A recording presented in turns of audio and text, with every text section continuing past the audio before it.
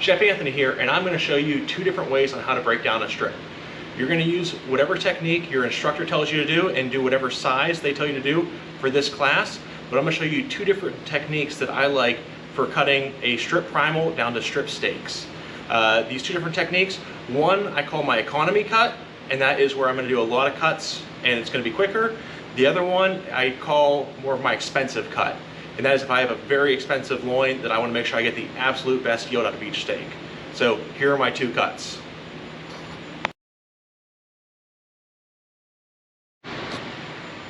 All right, here is our strip loin. We can take it out of the bag and then look at the side. You can see the tail end down here has a little fat deposit, and then you have basically your strip and your eye here.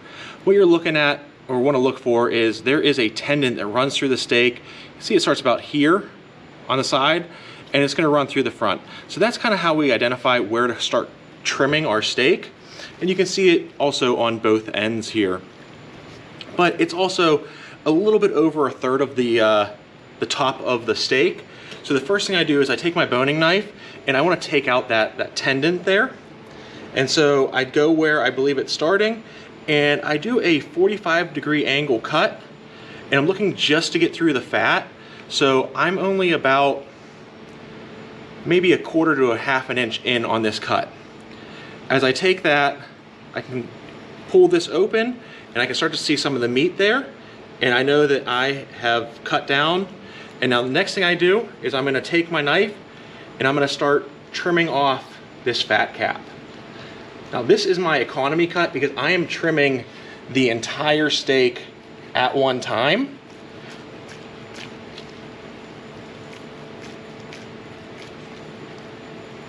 And I'm just looking for this tendon right here. So whenever I see this tendon, I know that I want to get, just like with my fillets, kind of get under the tendon, angle my knife back up so I'm not taking off too much meat, and then cutting the entire length of that tendon out. I want to get this out as much as possible because just like that silver skin, it is not good to eat. It does not break down the way fat does when cooked. So we want to get this removed. I'm going to try my darnest not to get my hand in the way of the shot so you get a nice clear view of what I'm doing.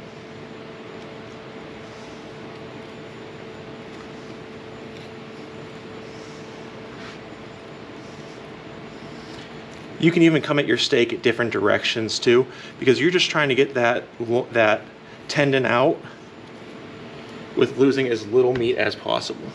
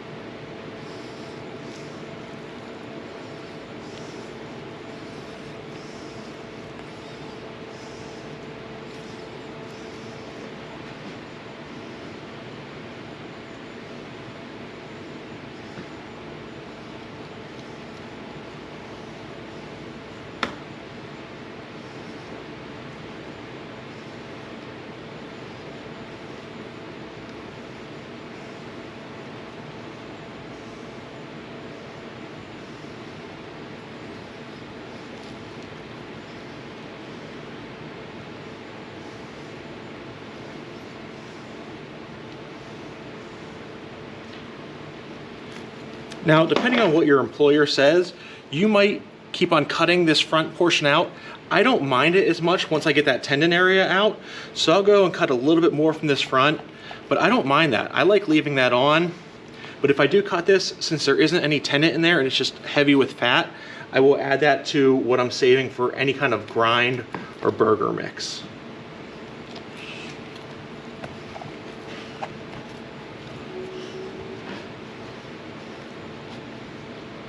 All right, so I have my tendon cut out there. I've got my strip here, but I've got a lot of fat. So at this point, I will go and I will look at the side and I'm gonna just trim off anywhere that I think that there is an excessive amount of fat. I want this fat cap to get down to about 1/4 to 1/2 inch. And that's gonna depend on your employer's specifications on how much fat they would like left on there. You know, fat equals flavor, but too much is not good.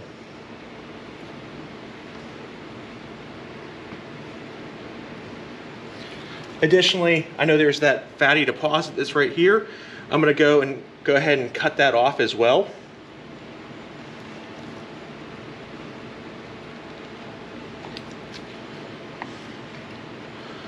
You see I have that fatty deposit that I've just cut off. And a little bit more here at this tail.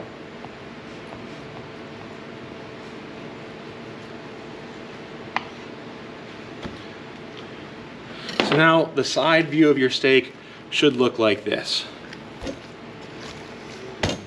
Next, I like either taking my butcher knife or my carving knife, and I like cutting from the end, one end to the other. And my first steak here, you can see it's a little uneven, so I'm going to cut that and kind of square off my end.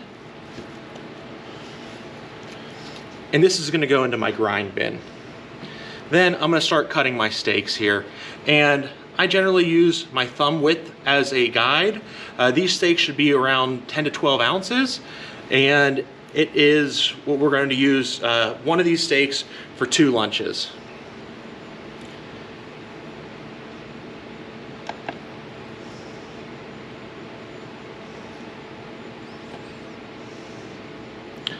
So this steak is exactly 12 ounces. You can see where we cut down a little bit from the tendon going deeper in there, but as we get through the rest of the steak, we should not have that.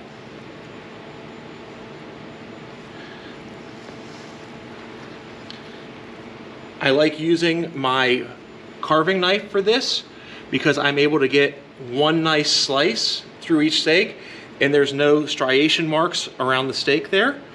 And once I have a good number of my steak or a good size on my steak, I'll only weigh out every 3rd or 4th steak because I know that I'm hitting the number that I want to.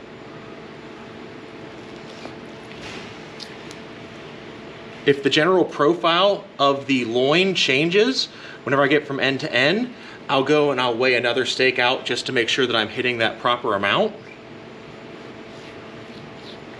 But as long as it's generally the same, you can be pretty set that you're hitting the same number because there isn't a whole lot of difference in size in these loins.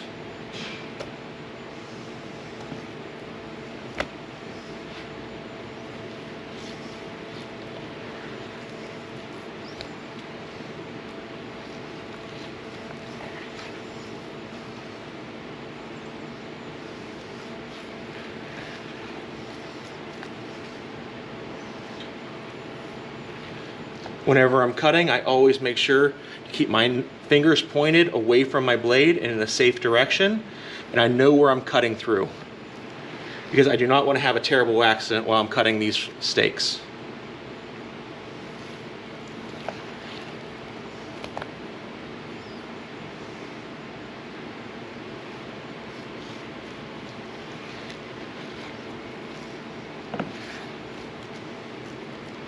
And then I have my other end where I'm just going to box this steak off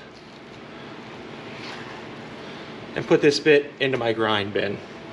You can see that some of our end steaks, we had a little fat and muscle at the bottom there. What we're gonna do is we're gonna go back and we're just gonna trim these steaks up a little bit.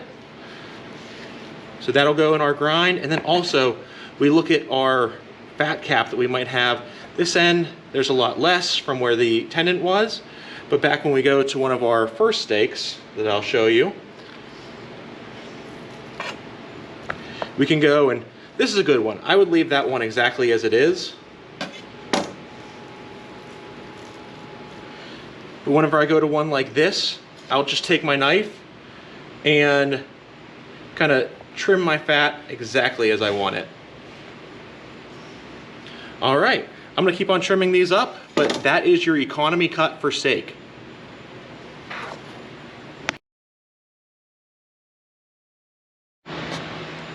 All right, now this is our second cut that I would use. I would use this if I spent a lot of money, maybe got a more premium loin, or if I was a little bit unfamiliar with the cuts that I should be doing. I can still look at it and see where my tail end is versus my head, and I can still see that tendon right there that I would want to cut out. But I'm not going to worry about trimming this until after I cut my steaks with this one. I did upgrade to a slightly heavier, larger knife for these cuts, just because there is no trim going on, but I'm gonna do the exact same thing that I did last time, where this end is already nice and square, but I'm going to cut my steaks about the width of my thumb.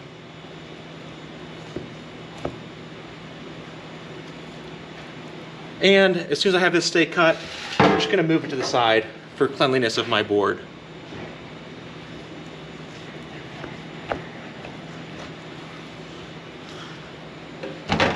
And I'm just gonna cut all of these steaks before I start trimming anything up.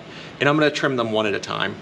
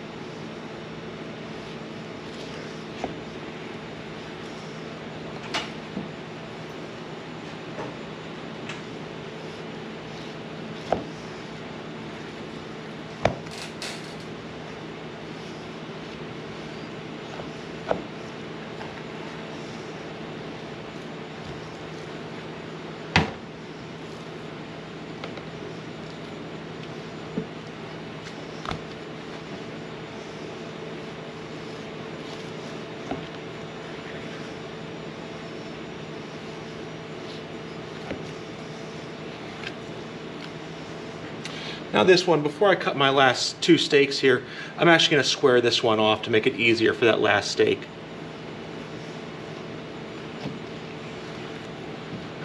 Put this right in my trim bin, or maybe a snack for later.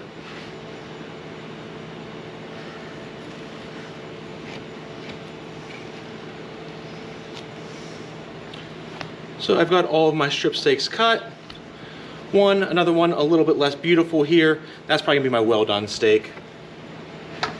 But I go back to each one of my steaks that I've already cut, and I look at the tendon there, and I can see exactly where the tendon is with each one of these cuts. And before, where I cut them out all in one group, now I'm just gonna go and just cut out exactly where that tendon is right there.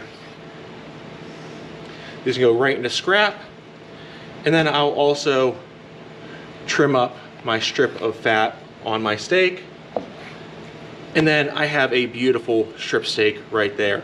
I'm gonna do that with all of them, and then I will have my entire loin with very minimal scrap. Once again, this takes a little bit longer, so maybe you have to evaluate what is worth more. A little bit less on the fillet versus your time, but you can decide that whenever you know how much you paid per loin and how much trim loss you have. This is, as I said, a great technique for your more expensive loins. Either of these techniques, you're gonna do whatever your instructor tells you to do, and same thing with the size. These look very large because we did 12-ounce steaks, that if we were to use these for lunch, we would grill them, mark them, and then either slice them into strips, or we would use these as a entree portion for like a jazz event or a special dinner.